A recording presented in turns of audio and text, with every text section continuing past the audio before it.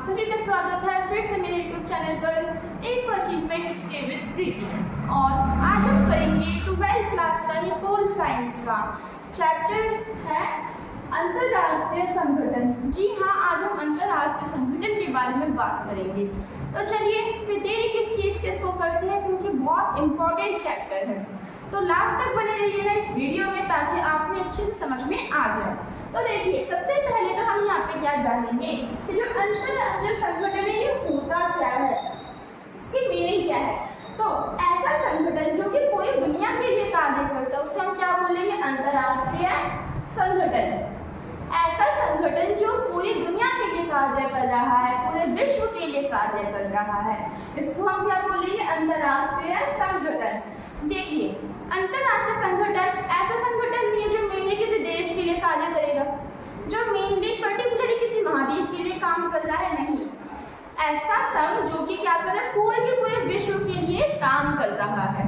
इसके बारे में अभी हम और पढ़ेंगे। अब हमें क्या जानना है कि हमें इसकी जरूरत क्यों पड़ी, है ना।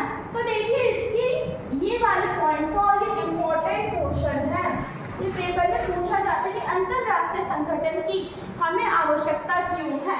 तो इंटरनेशनल विवाद, अंतरराष्ट्रीय विवाद को खत्म करने के लिए, उसको रोकने के लिए हमें किसकी जरूरत है, अंतरराष्ट्रीय संगठन की। युद्धों की रोकथाम करने के लिए हमें किसकी जरूरत है, अंतरराष्ट्रीय संगठन की। दुनिया का आर्थिक विकास करने के लिए भी हमें किसकी जरूरत है, अंतरराष्ट्रीय संगठन की। पर्यावरण की क्षति आजकल बहुत हो रही है, तो उसको भी कम करने के लिए क्या हो रहा है, अंतरराष्ट्रीय संगठन कामयाब हो रहा है। और इंटरनेशनल, अंतरराष्ट्रीय सहयोग बढ़ावा, इसका मतलब ये है कि विश्व में जितने भी देश हैं उनके बीच मित्रता लाने के लिए भी कौन कार्यरत है, अंतरराष्ट्रीय संगठन। अंतरराष्ट्रीय संगठन में होता यह है कि जितने भी देश हैं, ज्यादातर जो देखो तो इसमें ज्यादातर जो देश है वो है ही है ना।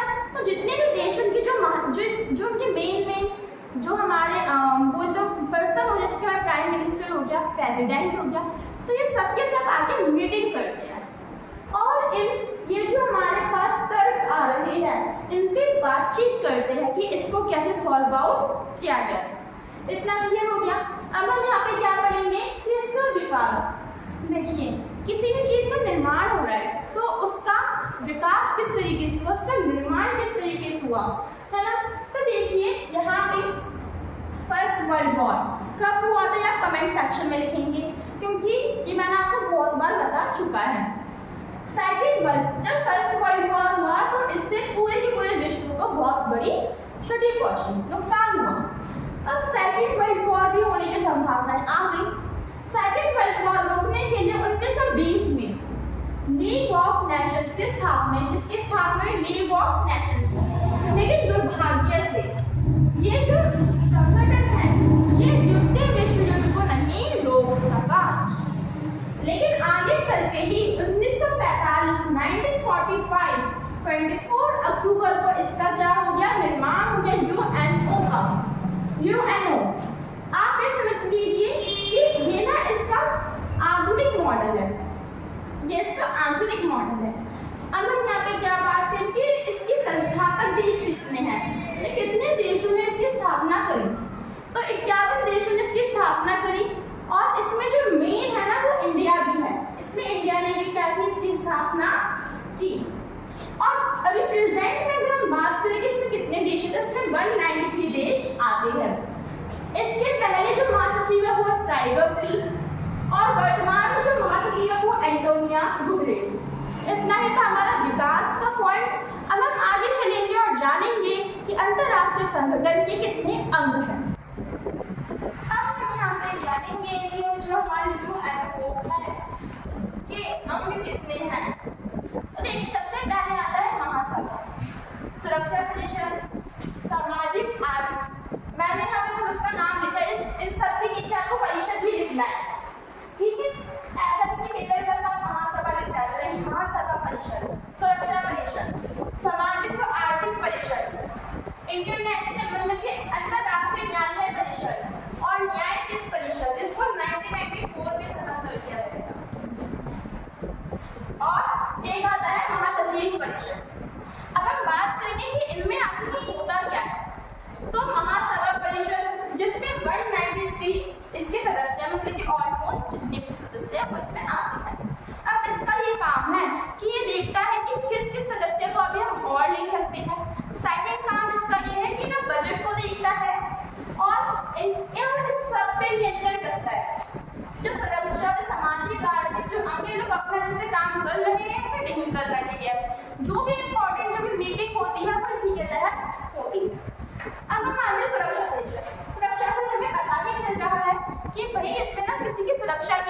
रही है, किसी देश की सुरक्षा की जा रही है, विश्व की सुरक्षा की जा रही है। अब किससे की जा रही है? कोई बीमारी हो गई, सॉरी बीमारी वाला पॉइंट है, कोई आतंकवादी हो गई, युद्ध हो गए या फिर सैन्य शक्ति, इन सब की रोकथाम एवं नियंत्रित करने के लिए कौन सा हमारा सुरक्षा परिषद। अब इसका फटा समझिए क्योंकि अगर मेन है, इससे अगर आप आगे और भी चीजें पढ़ोगे तो देखिए 10+5 है ना, इसका मतलब ये है कि जो यहाँ पे 5 जो सदस्य ये स्थायी सदस्य है। स्थायी का मतलब ये लोग इसमें रहेंगे, परमानेंट, इनको कोई भी हटा नहीं सकता और इनके पास वीटो का अधिकार है। किसका अधिकार? वीटो का अधिकार। मैं बताऊंगी क्या होता है। फिर आगे 10 सदस्य, अभी जो 10 सदस्य है ये अस्थायी होते हैं। अस्थायी का मतलब परमानेंट नहीं है, ये हर 2 साल में क्या होता रहता है? चेंज होता रहता है। और ये जो 5 स्थायी सदस्य हैं इनके पास है वीटो की पावर। वीटो की पावर कैसे समझिए, वैसे ही ध्यान में हुआ है कि जो इंडिया है, इंडिया को सुरक्षा परिषद का स्थायी सदस्य बनाने की बात की गई, सबने मांग कर दी थी, जितने भी सदस्य उन सबने, लेकिन चीन के पास वीटो पावर थी और उस चीन ने क्या कर दिया? मना कर दिया कि इंडिया सुरक्षा परिषद में शामिल नहीं होगा। तो जिस कारण सुरक्षा परिषद में शामिल नहीं हुआ, इस समय क्या पता चल रहा है कि अगर कोई फैसला लिया जा रहा है उसमें जितने भी देश हैं वो सहमत है, लेकिन अगर कोई एक स्थायी सदस्य इसमें सहमत नहीं है तो वो फैसला रोक दिया जाएगा। इतना क्लियर हुआ। अब हम देखेंगे इंटरनेशनल न्यायालय परिषद। जैसे हर देश में हम देखते हैं कि न्यायालय होते हैं, उसी तरीके से अंतर्राष्ट्रीय स्तर के भी न्यायालय होते हैं जो कि अंतर्राष्ट्रीय विवादों को सॉल्व करते हैं। सामाजिक व आर्थिक विकास, सामाजिक व आर्थिक विकास परिषद का काम क्या है कि अंतर्राष्ट्रीय रूप से या फिर विश्व में हर देश की जो सामाजिक स्थिति है उसको सुधारने के लिए काम करना, आर्थिक स्थिति को सुधारने के लिए काम करना, ये कोशिश करना कि जितने भी देश हैं उन सबको मूलभूत सुविधाएं मिल सके। अब हम आगे आएंगे तो क्या पढ़ेंगे? महासचिव। अभी जो महासचिव जो परिषद है इसका मेन काम ये है कि ये लेखा जोखा करता है। क्या करता है? लेखा जोखा, और ये वित्तीय कार्य की देखरेख करता है। न्यायिक परिषद, इसको 1994 में खत्म कर दिया गया था। ये जो परिषद है इसलिए बनाया गया था कि जो देश गरीब है, जिनकी स्थिति अच्छी नहीं है, जो आम विकसित देश है, उनकी हेल्प करने के लिए कौन सा परिषद बनाया गया? न्यायिक परिषद, जिसको 1994 में भंग कर दिया गया।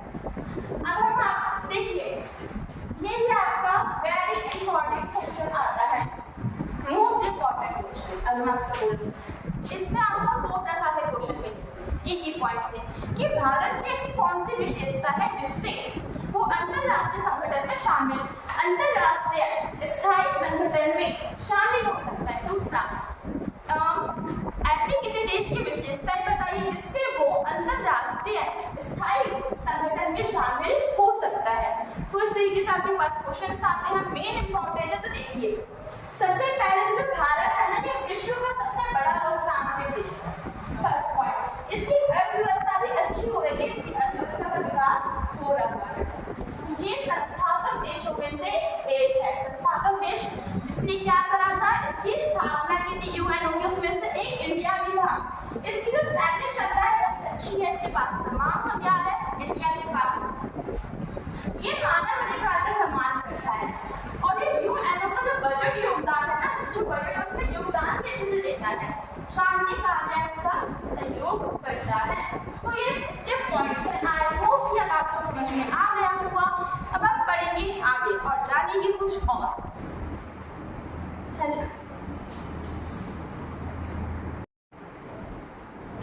तो देखिए, अब हम यहाँ पे क्या पढ़ेंगे? यूएनओ की प्रमुख एजेंसियां, जिसमें हम सबसे पहले पढ़ेंगे आईएलओ, इंटरनेशनल लेबर ऑर्गेनाइजेशन। इसका काम होता है श्रमिकों की देखभाल करना, उनको नियंत्रित करना और उनको सुविधाएं प्रदान करना।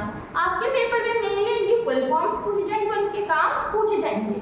अगला, WHO वर्ल्ड हेल्थ ऑर्गेनाइजेशन, इसका काम होता है तो कोई भी नई महामारी है उस पर नियंत्रण पाना और विश्व की जो हेल्थ है, जो स्वास्थ्य है, उसकी देखरेख करना। अगला, UNICF, United Nations children fund. चिंता मत करिए, आप चाहो तो पेपर में आप इसे इंग्लिश में लिख के आ सकते हो, कुछ भी नंबर नहीं करेंगे, बस आपको फुल फॉर्म पता होना चाहिए। अब इसमें क्या होता है कि जो हमारे बच्चे होते हैं विश्व के, उनकी देखरेख करना कि कितने बच्चों को मूल सुविधाएं प्राप्त हो रही हैं, उनका विकास किस प्रकार से हो रहा है और कितने बच्चों की जो हालत है वो किस प्रकार की है, तो और उनका विकास करना। विकास कौन सा? शारीरिक, मानसिक। तो इसके लिए कौन काम करता है? United Nations children fund. अब आता है मानव अधिकार। मानव अधिकार, मानव के जो मुख्य जो अधिकार होते हैं ना, तो मानव अधिकार के लिए दो एजेंसियां बनी हैं। एमनेस्टी इंटरनेशनल, ये आपको ब्रिटेन में मिलेगी। कहाँ पे? ब्रिटेन में है। अब इसका क्या काम होता है?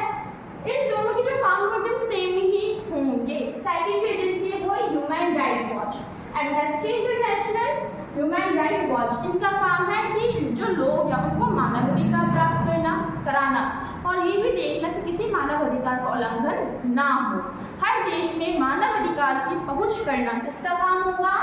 इन दोनों की एजेंसी होगा। अब हम अगला देखें तो आर्थिक मीन्स फाइनेंशियल, तो इसमें आपको दो मिलेंगे, IMF और WB, अंतर्राष्ट्रीय मुद्रा कोष और वर्ल्ड बैंक, है ना।